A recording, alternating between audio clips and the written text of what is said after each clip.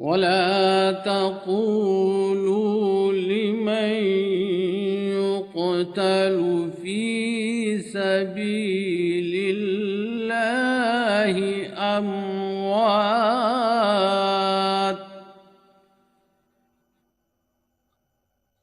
بل أحياء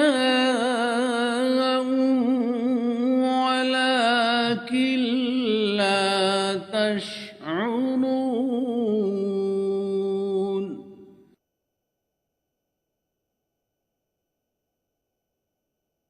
بسم اللہ الرحمن الرحیم. اسلام امن و آشتی کا دین ہے. اسلام کی حقیقی تعلیم کبھی کسی انسان کی ناجائز طور پر جان لینے کی اجازت نہیں دیتی. تاریخ گواہ ہے کہ جب بھی انسان نے اللہ تعالیٰ کی دی ہوئی ہدایت سے ہٹ کر عمل کیا تو وہ تباہی کی طرف ہی گیا. دور حاضر کے نام نہاد علماء اس بات کی ایک زندہ مثال ہے. یہ حقیقی اسلام سے بالکل بے بہرا اور نابلد کھلم کھلا میڈیا پر انسانوں کے قتل کی نہ صرف اجازت دیتے ہیں بلکہ لوگوں کو اس پر اکساتے بھی ہیں. استدعا ہے کہ ان قادیانیوں کو لگام چڑھائی جائے. جو مرتد ہوئے ہیں ان کے لیے ارتداد کا قانون حرکت میں لایا جائے. جنہوں نے یہاں طوفان بدتمیزی بپا کر رکھا ہے وہ صدیقیہ سکول والا مرتد ہو, وہ عادل چکی والا بدماش دجال قادیانی ہو یا کوئی اور ہو, انتظامیہ کو ایک ہفتہ, صرف ایک ہفتہ, اس کے بعد فیصلہ پھر امت رسول کرے گی. نگر کی اس بستی میں, دارتہ کی بستی میں انہوں نے تو جرم کیا ہی ہے, اور جو مرتد ہوئے وہ بھی سن رکھے کہ مرتد کی سزا 6 مہینے جیل نہیں ہے. مرتد کی سزا خدا کے قرآن میں ہے تو قاتلونہم او یسلمون, کہ اگر اپنی زندگی سے پیار واپس پلٹ کر ختم نبوت کی اس محفل و مجلس مسلمانوں میں شامل ہو جائیں, اگر نہیں تو پھر خدا کا قانون کہتا ہے کہ ان کا فیصلہ بندوق کی گولی اور حق کی تلوار کرے گی. حالانکہ یہ بات واضح ہے کہ اس جرم میں جہاں قادیانی شریک ہیں, جہاں مرتد ہونے والے شریک ہیں, وہاں ایک مجرم یہاں کی آبادی بھی ہے, ایک مجرم یہاں کے میرے سمیت علماء بھی ہیں, اور ایک مجرم یہاں کی انتظامیہ بھی ہے. ان علماء کے بھڑکانے اور اکسانے کا تازہ ترین نتیجہ 28 مئی 2010 کو سانحہ لاہور کی صورت میں پاکستان میں ظاہر ہوا. 86 معصوم نہت احمدیوں کو ظلم و بربریت کی ایک اندوہناک مثال قائم کرتے ہوئے شہید کر دیا گیا. انا للہ و انا الیہ راجعون. ان زندہ لوگوں میں ایک نام مکرم شیخ محمد اکرام عطر صاحب کا بھی ہے. آپ کی شہادت مسجد دارالذکر گڑھی شاہو میں ہوئی. مکرم شیخ محمد اکرام عطر صاحب کے آباء و اجداد خاندان حضرت اقدس مسیح موعود علیہ السلام کے ہمیشہ سے خدمت گزار تھے. میرے دادا جان شیخ میاں شمس الدین صاحب وہی پہلے احمدی تھے. جہاں تک ریکارڈ کا تعلق ہے تو ان کی جو سن بیعت ہے وہ جو رجسٹر بیعت ہے اس میں تو 1922 لکھی ہوئی ہے, لیکن دادا جان مرحوم جن کی 1958 میں وفات ہوئی تھی وہ خود بتایا کرتے تھے کہ میں سن 1900 میں اور نوجوان لڑکوں کے ساتھ, جبکہ ان کی خاصی عمر چھوٹی تھی, تو میں قادیان گیا تھا. وہ بتایا کرتے تھے کہ میں نے حضرت مسیح موعود علیہ السلام کا جسم مبارک بھی دبایا تھا, بلکہ بتاتے تھے کہ میں نے حضرت مسیح موعود علیہ السلام کا جسم دبایا تو ان کا جسم خاصا سخت تھا, جبکہ میں نے بعد میں حضرت خلیفۃ المسیح ثانی رضی اللہ تعالیٰ عنہ کا جسم بھی دبایا, لیکن وہ بہت نرم, پھول کی طرح نرم و نازک ان کا جسم تھا.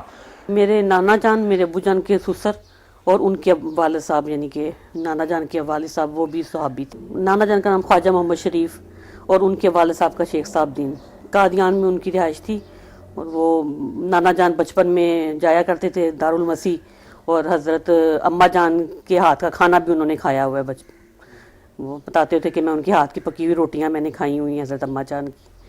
حضرت مسیح موعود علیہ السلام کے اور شیخ صاحب دین صاحب جو تھے وہ ان کے اسٹینو تھے۔ شہید مرحوم کے ننہال حضرت مصلح موعود رضی اللہ تعالیٰ عنہ کے زمانے میں آغوش احمدیت میں آئے، اور شہید مرحوم کے والد صاحب مڈ رانجا ضلع سرگودا کے رہنے والے تھے۔ مکرم شیخ محمد اکرام اطہر صاحب شہید کی زندگی کے بارے میں آپ کے صاحبزادے اور آپ کی صاحبزادی نے ہمیں بتایا۔ ابا جان کی پیدائش جو ہے وہ 1944 کی ہے، 8 جنوری 1944 میں وہ مڈ رانجا ہی میں پیدا ہوئے ضلع سرگودا میں۔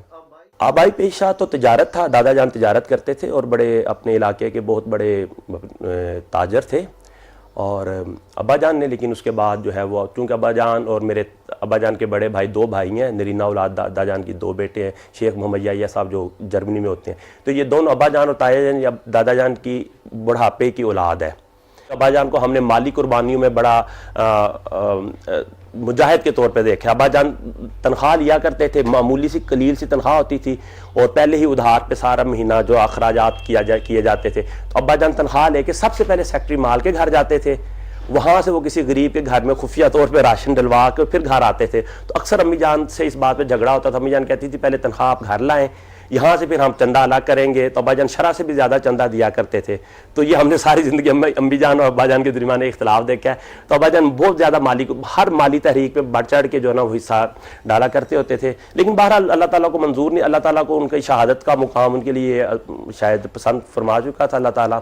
آپ کے پسماندگان میں 3 بیٹے اور 1 بیٹی شامل ہیں، جبکہ آپ کی اہلیہ وفات پا چکی ہیں۔ مکرم شیخ محمد اکرام اطہر صاحب شہید تبلیغ کا بہت شوق رکھتے تھے۔ آپ بہت دعا گو اور تہجد گزار انسان تھے۔ تلاوت قرآن کریم کا آپ کو انتہائی شوق تھا۔ جمال و حسن قرآن نور جانے ہر مسلمان ہے، قمر ہے چاند اوروں کا ہمارا چاند قرآن ہے۔ والد صاحب کو قرآن کریم سے بہت عشق تھا، بہت محبت سے قرآن کریم پڑھا کرتے تھے، اونچی زبان اونچی آواز سے۔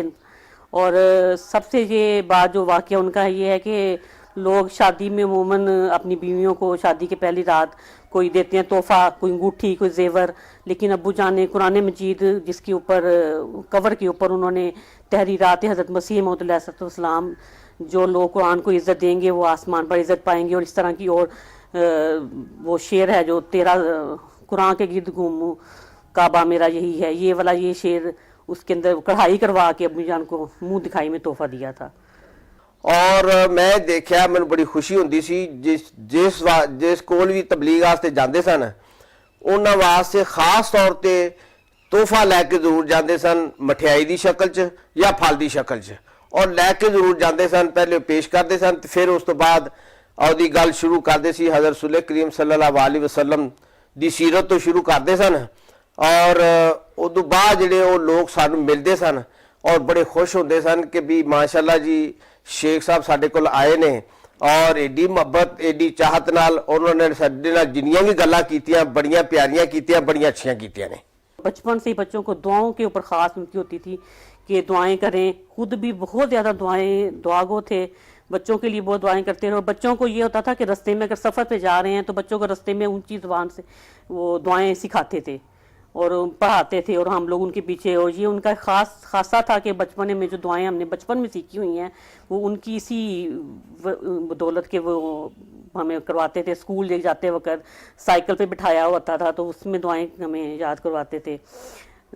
درمیانی سجدہ کی جو دعا ہے وہ بھی مجھے اسی طرح ابو جان نے یاد کروائی، اور بھی نمازیں سنتے تھے۔ ابا جان کی 22 سال کی عمر میں شادی ہوئی ہے، تو امی جان بتایا کرتی تھیں کہ ابا جان کو انہوں نے اس شادی کے ابتدائی دنوں میں ہی جو ہے نا تہجد گزار دیکھا، اور میں نے ابا جان کو ساری زندگی جو ہے نا وہ تہجد باقاعدگی سے ادا کرتے ہوئے دیکھا ہے۔ ابا جان بالکل تارک دنیا